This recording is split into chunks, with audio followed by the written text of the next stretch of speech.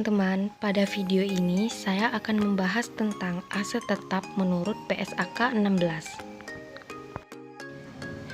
Apa itu aset tetap menurut PSAK 16?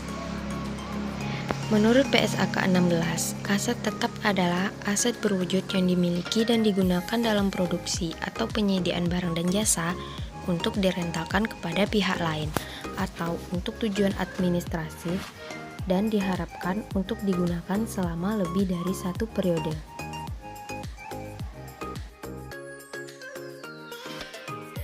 Berdasarkan definisi tersebut, suatu aset berwujud memiliki ciri digunakan dalam operasi usaha dan tidak untuk dijual kembali, bersifat jangka panjang dan biasanya dapat disusutkan, serta memiliki wujud fisik. Selanjutnya, pengukuran setelah pengakuan. Pada dasarnya, aset tetap dapat diukur melalui dua model, yaitu cost model dan revaluation model. Pada model cost atau biaya, aset tetap dicatat pada biaya perolehan dikurangi akumulasi penyusutan dan akumulasi rugi penurunan nilai.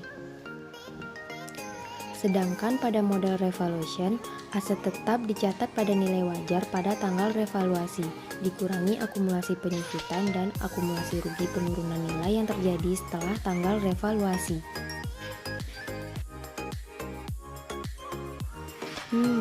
Bagaimana teman-teman? Masih bingung ya? Baiklah, kita simak sedikit contoh ya.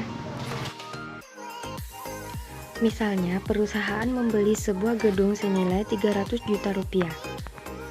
Kemudian, jurnal dari transaksi tersebut adalah gedung senilai 300 juta pada sisi debit dan kas senilai 300 juta pada sisi kredit. Nah, dengan menjurnal dan dimasukkan ke neraca, berarti kita sudah mengukur dan mengakui aset tetap yang kita beli. Selanjutnya, depresiasi. Depresiasi atau penyusutan adalah alokasi sistematis jumlah yang dapat disusutkan dari suatu aset selama umur manfaatnya. Penyusutan dimulai pada saat aset tersebut siap digunakan, yakni pada saat aset berada di lokasi dan kondisi yang diinginkan agar aset siap digunakan, sesuai dengan keinginan dan maksud manajemen. Dalam depresiasi ada dua metode, yaitu metode garis lurus dan saldo menurun, di mana keduanya sama-sama mengurangi aset yang telah kita beli. PT WAG membeli sebuah mesin pada bulan Januari 2017 dari Cina, dikirim ke Indonesia dengan menggunakan kapal dan memakan waktu kurang lebih 15 hari untuk sampai ke Indonesia di Pelabuhan Tanjung Perak. Dari pelabuhan, mesin harus terlebih dahulu melewati proses administrasi cukai. Kemudian ada pengecekan mesin, pemasangan, dan pengkondisian mesin hingga siap digunakan. Mesin tersebut baru siap digunakan pada bulan Maret 2017. Nah, menurut PSAK 16, mesin tersebut disusutkan mulai bulan Maret 2017. Namun, menurut ketentuan perpajakan, mesin harus disusutkan sejak bulan Januari, karena sudah dilakukan pengeluaran terkait mesin tersebut. Penurunan nilai. Pada saat depresiasi, maka secara tidak langsung nilai aset yang dibeli akan berkurang seiring berkurangnya umur ekonomis. Gedung yang dibeli senilai 115 dengan umur ekonomis 10 tahun, maka di tahun kedua dari penggunaan gedung tersebut nilainya turun menjadi 103,5 juta. Penghapusan aset tetap. Jumlah tercatat aset tetap dihentikan pengakuannya pada saat pelepasan atau saat tidak terdapat lagi manfaat ekonomi masa depan yang diekspektasikan dari penggunaan atau pelepasannya.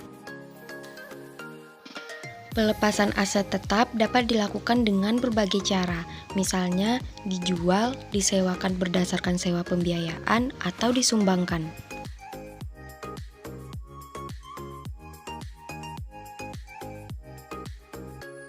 Nah, itulah tadi pembahasan mengenai PSAK 16.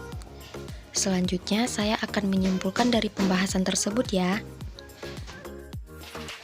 Yang pertama, aset tetap merupakan aktiva berwujud yang memiliki masa manfaat. 2. Aset tetap jelas dipergunakan bukan untuk diperjualbelikan. Kalaupun ada, dikarenakan sudah tidak memiliki masa manfaat. Nah, yang ketiga, pada saat aset dihapus, maka nilai yang tercatat dan akumulasi penyusutan harus dihilangkan dari laporan keuangan. Nah, itulah tadi pembahasan dari saya. Semoga bermanfaat ya, dan sampai jumpa di video selanjutnya. Terima kasih.